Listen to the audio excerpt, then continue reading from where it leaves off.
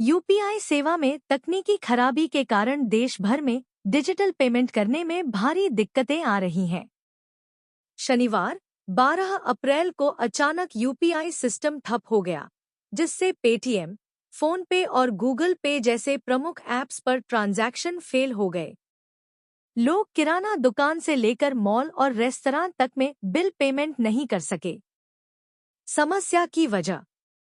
UPI outage की वजह अभी तक स्पष्ट नहीं है, लेकिन डाउन डिटेक्टर वेबसाइट पर दोपहर 12 बजे तक 1200 से ज्यादा लोगों ने यूपीआई सेवा में रुकावट की रिपोर्ट दी। इनमें से 66% यूजर्स ने पेमेंट फेल होने की बात कही, जबकि 34% ने ट्रांसफर में रुकावट का अनुभव किया। प्रभावित क्षेत्र। यह समस्या पूरे देश में देखी गई है, लेकिन दिल्ली समेत कई शहरों में यूजर्स पेमेंट नहीं कर पाए। एनपीसीआई की ओर से अभी तक कोई आधिकारिक बयान नहीं आया है। यूजर्स की प्रतिक्रिया। सोशल मीडिया पर यूजर्स ने जमकर नाराजगी जताई और शिकायतें पोस्ट की।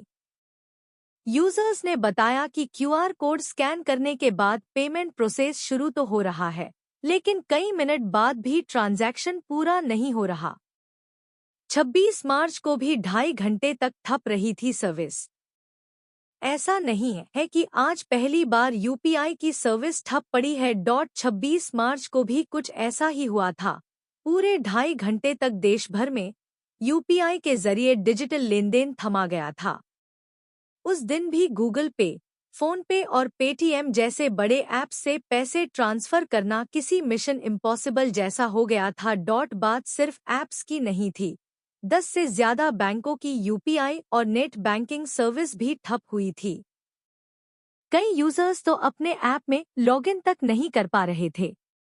बाद में NPCI, national payments corporation of India, ने बयान जारी कर कहा, यूजर्स को कुछ समय के लिए तकनीकी समस्याओं का सामना करना पड़ा, जिससे यूपीआई सेवा आंशिक रूप से प्रभावित हुई। हालांकि अब सभी दिक्कतें दूर कर ली गई हैं और सिस्टम फिर से स्थिर हो चुका है।